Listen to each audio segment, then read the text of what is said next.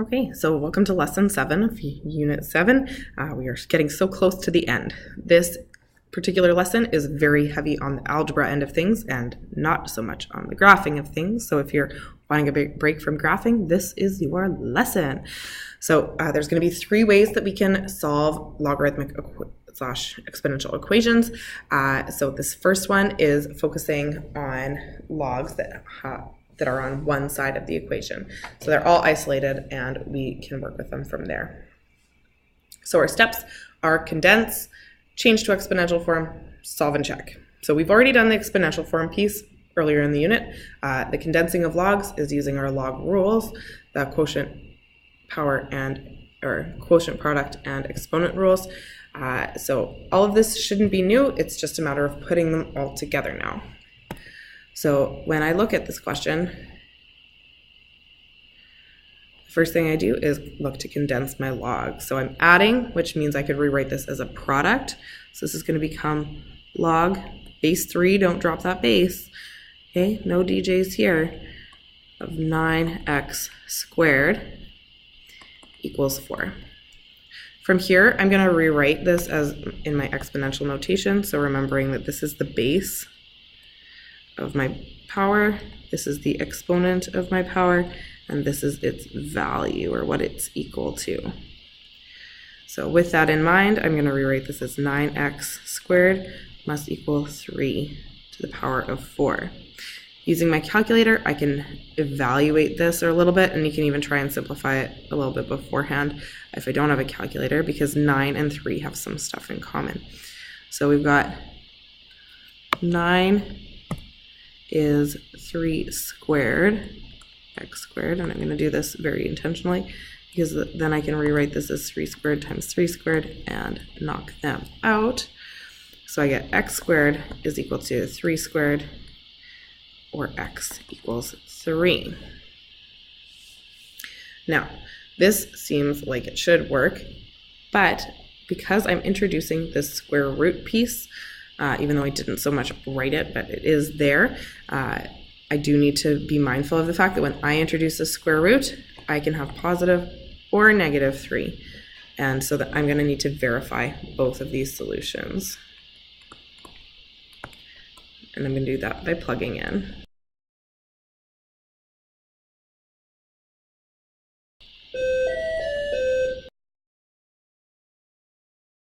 So you're plugging that in to the original question.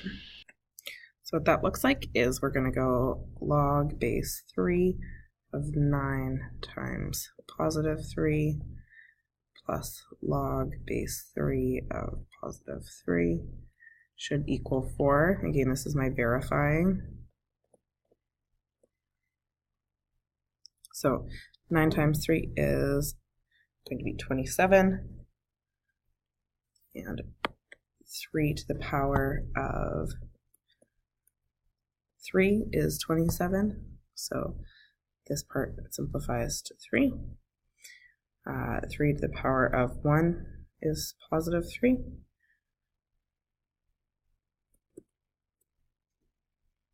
So that is 1. That gives me a total of 4. So that is great. Okay.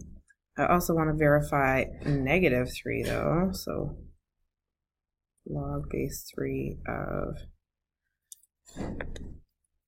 9 times negative 3 plus log base 3 of negative 3 equals 4. Unfortunately, we can't actually have negative values in for x or in our log function.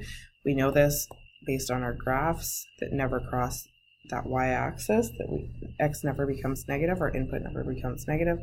So these are outside of our allowable values, and so we can't make a positive base become negative.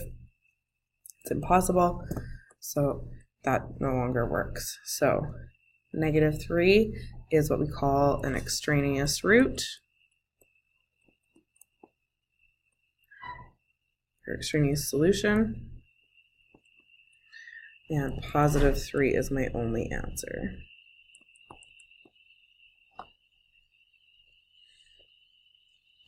So if you want to pause and give this one a shot on your own, you're welcome to, or you can follow along.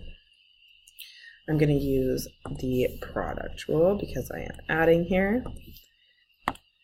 So 3 equals log base 2, and again I can do this because I've got a common base, and it's going to be x plus 2 times x.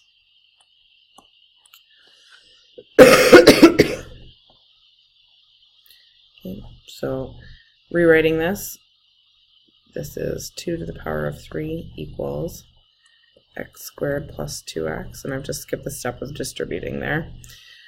Okay, and so then we're going to get everything all on one side to solve for x by doing this. Remember, 2 cubed is 8, so minus 8. And we solve quadratics by factoring. And so x based on this would be -4 or +2. But again, we need to verify. So we go back to the original question and we say 3 for x equals -4. Does this work? Log base 2 of -4 plus 2 plus log base 2 of -4. This is not going to work because I've got -2 in here and -4, and again I can't create that negative from a positive value by multiplying unless I'm multiplying by something totally different, which is not the definition of a power. So this one is no good. X equals 2, we plug that in. Log base 2 of 2 plus 2 plus log base 2 of just 2. This becomes 4. 2 to the power of 2 is 4. 2 to the power of 1 is 2. And this is true. Therefore, -4 is extraneous. And x is 2. So sometimes you have logs on both sides. You are going to condense the logs, assuming that they are common bases. You're going to equate the numbers, and then we're going to solve and check solutions. Okay, so this step is what's varying in comparison to the first one. So what does that look like? Well, again, condense being simplifying using our rules. So left-hand side is going to stay the same because there's only one log on that particular side. Again, we check common base, so we can use product law and say this is log of x plus 6, x minus 1.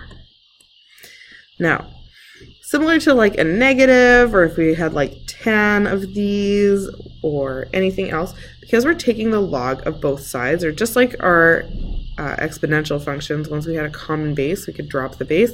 We're going to drop the function because it's the exact same on both sides, so it's unnecessary. It's almost like canceling, but not quite. I'm going to drop that log there so I can just equate the numbers inside of my log functions. So again, you want to condense them to the point where you have one log on this side, one log on this side, and nothing else at all. That's when this strategy is allowed. The second you have like a +2 out here, that is going to cause problems, and you can't do that anymore. So these kind of steps only work when you have one log at each side once it's simplified or condensed. I'm going to multiply this out.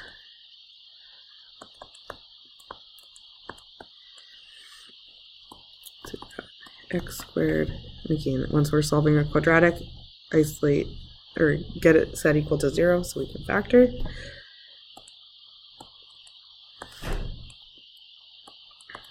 And we get x minus 6, x plus 1. So x equals 6 and -1. Based on that, we can test it out. I can verify by plugging in. So if we're going with 6, we would go log of 6 times 6 equals log of 6 plus 6 plus log of 6 minus 1. This is positive, this is positive, this is positive, so 6 is good to go. Okay. We could even use our product law to simplify it further. So 36, and then this would be,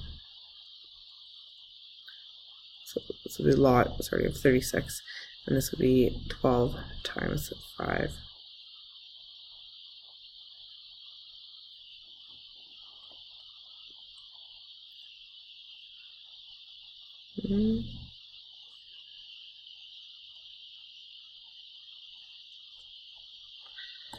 We'll just double check.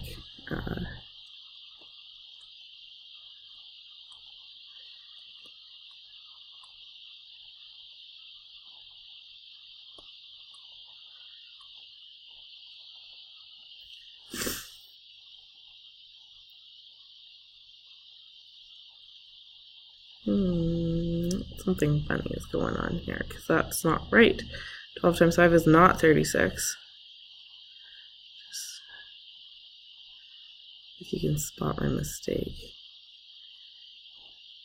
That part's right. Subtracting that. Right. Oh, I see a mistake. This 6 is not a good value. Okay, so again, slow down, make sure we're not making these mistakes because my error was in factoring. Minus 3 plus 2. There we go. 3 and negative 2. 6 times 3, if we're doing 3 first, equals log of 3 plus 6. That's much better. So it always is good to actually do some evaluating, at least to a point where you can recognize if it's good to go or not. So positive, positive, positive, that's the first check.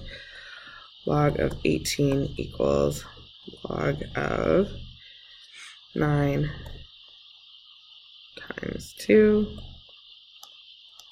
That works. So 3 is good to go. Verifying negative 2 on the other hand, we've got log of 6 times negative 2 equals log of negative 2 plus 6 plus log of negative 2 minus 1. This is negative and this is negative, so negative 2 is extraneous, so just 3 works.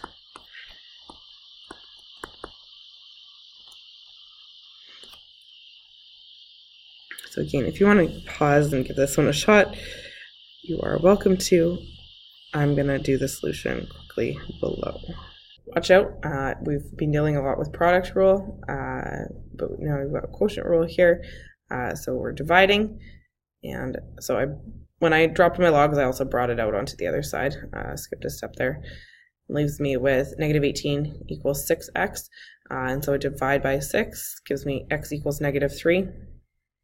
Looking at my equation, right away I know that that's not allowed, so there actually is no solution.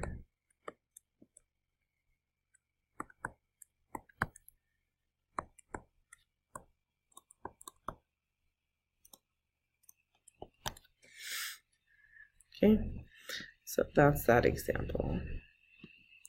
Type 3 is when there are no logs visible in the equation, but we also cannot achieve a common base. So in our previous lesson in dealing with exponential functions where we were solving for x in the exponent, we would typically just try and get a common base and go from there. But as we see in this first example here, there is no way to turn 12 into 4. There's no power that I can use. There's no exponent that I can use that gets me 4 as my only base. I could write it as, 12 as 3 times 4, but that still leaves me with this 3 that I cannot account for on the other side. So I'm not allowed to do that. Instead, you take the common log of both sides. And then we expand using our log laws and solve and check. So what does that look like? Well, our first step is to take the log of both sides. So log of 12 equals log of 4x. Using our exponent law, I'm going to expand that to be log of 12 equals x log 4. And then because x is multiplying by log now, I can divide that out.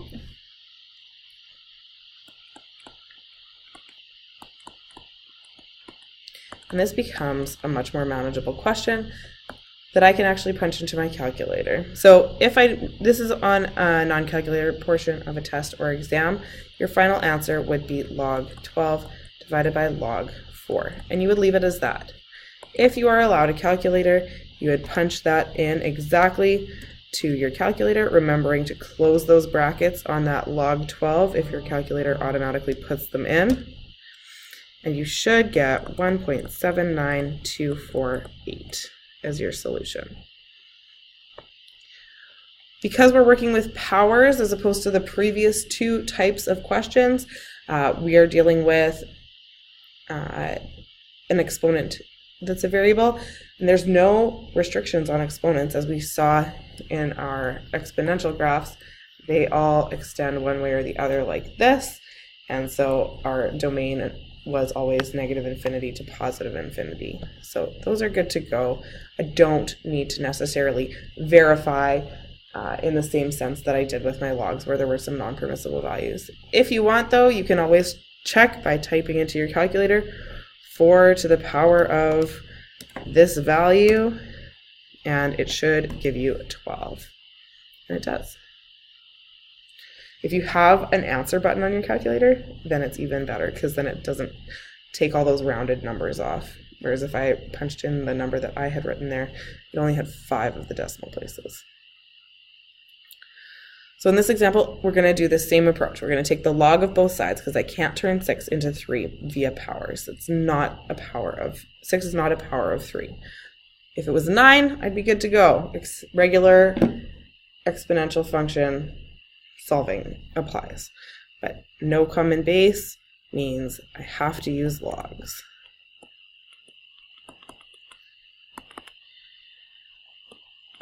So I take the log of both sides. I'm going to use my exponent law on both of them. So it's going to leave me with x plus 1 log 3 equals x log 6.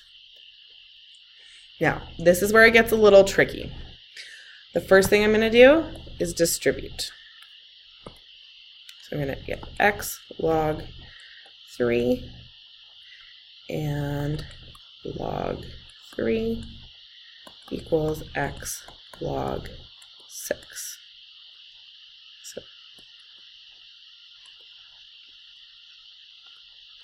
this is probably the type of question that trips people up the most, because when I have x's on both sides, I need to get them on the same side.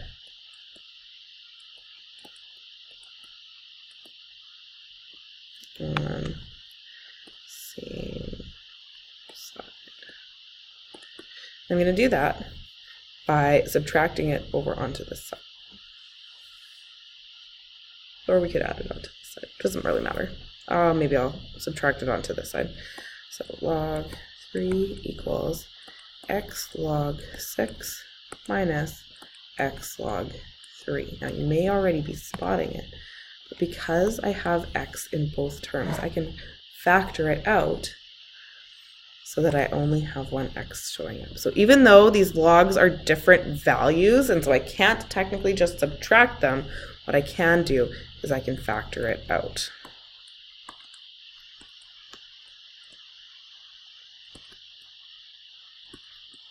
So the second we have more than one x, we're going to end up in a situation like this where we're going to have to try and manipulate it to try and put all our x's together as much as possible. So I'm left with x times log 6 minus log 3. And because these are multiplying, I am allowed to divide.